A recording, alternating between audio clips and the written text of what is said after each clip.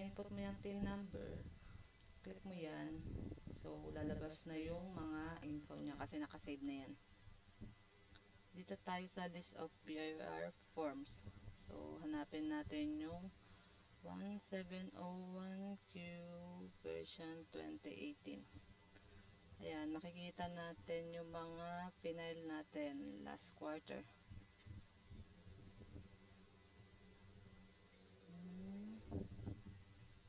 So, click lang tayo dito, fill up.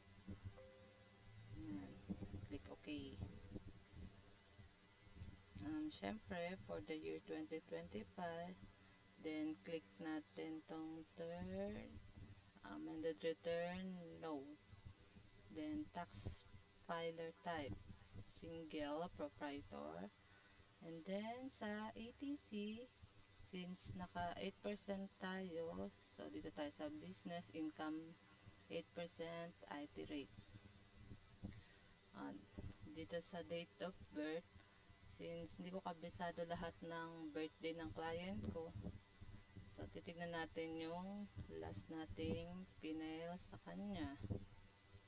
Tayo. Wait lang. So dito, ito.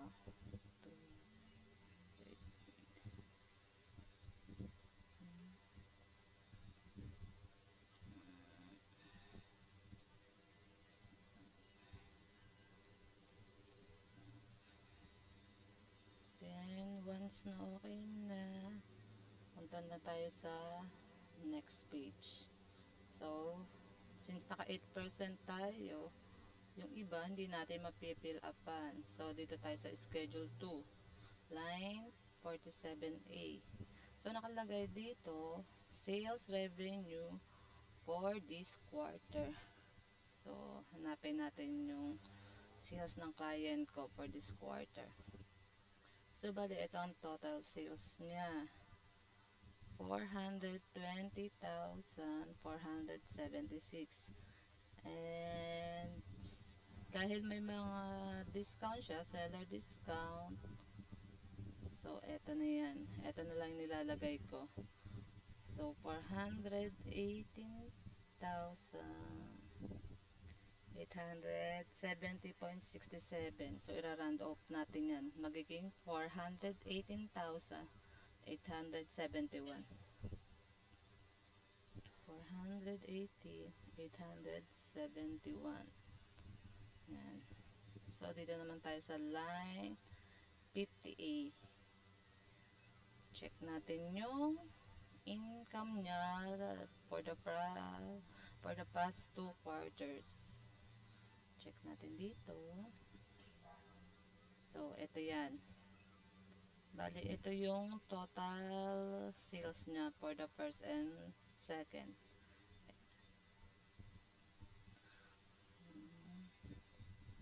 768,515. 768,515.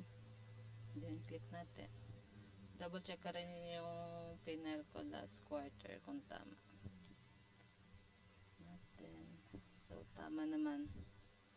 768,515. Tama. So, dito na tayo sa less allowable. So, ito yung 250,000. Okay. Then, dito naman tayo sa schedule 3. Line 56A. So, yung mga pinayaran niyang tax last previous. Check ulit natin dito sa Excel file. So, nung first quarter, nagbayad siya ng 13,000.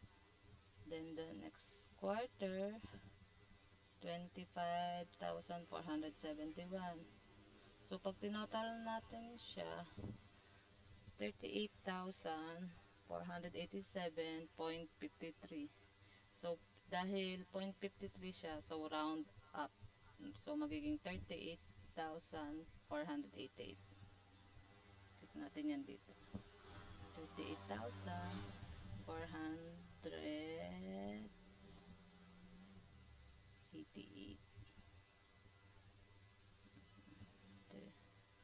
38,488.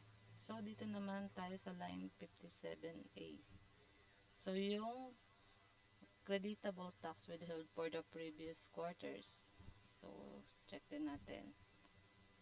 So, nung first quarter, ang total 2307 niya, 1,681. Then, nung second quarter, 1,312. So, ang total neto, 2,993.69. So, round off ulit natin. 2,994. Yan. So, this quarter, meron siyang 2,307 ulit. So, ito. Kita mo. Yes, ito. 1,761. 1,761. Yan. 748.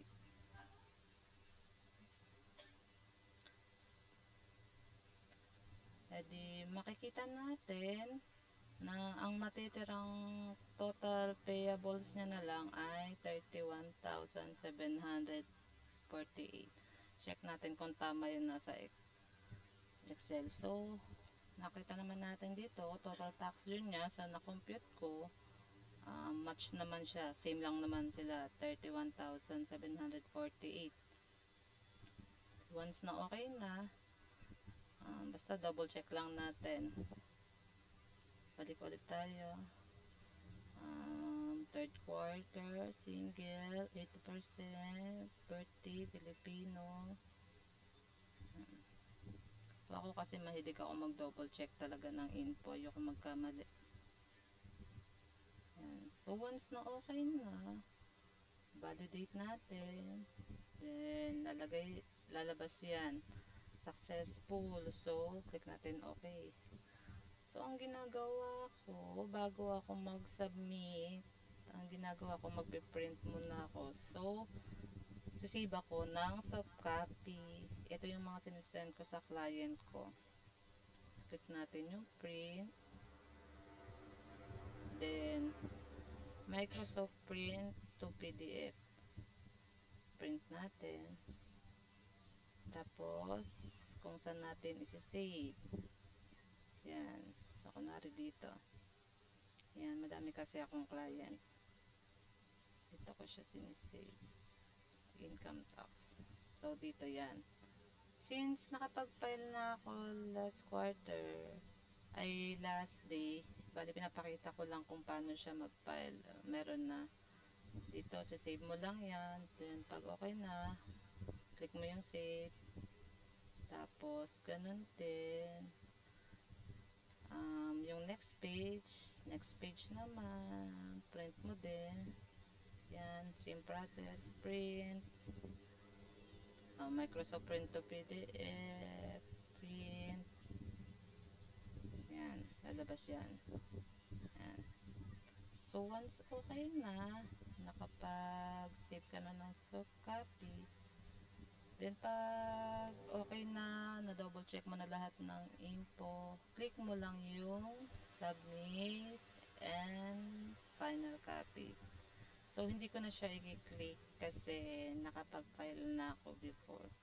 Bali, pinapakita ko lang sa inyo kung paano mag-file para sa mga may 2307 at may mga tax payables na last quarter. So, hindi siya nadodoble. Kumbaga, binabawas natin yung mga binayaran natin tax last quarter.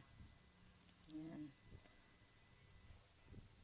So, sana nakatulong ako sa inyo, lalo na sa mga online sellers na hindi rin afford naman ng bookkeeper.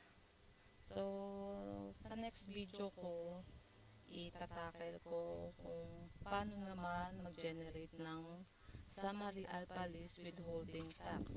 So, ito yung sinasubmit natin sa e-submission. Para lang naman to sa mga may 2307. So, pag wala kang 2307, okay na to. Hindi mo na kailangan mag-submit sa e-submission.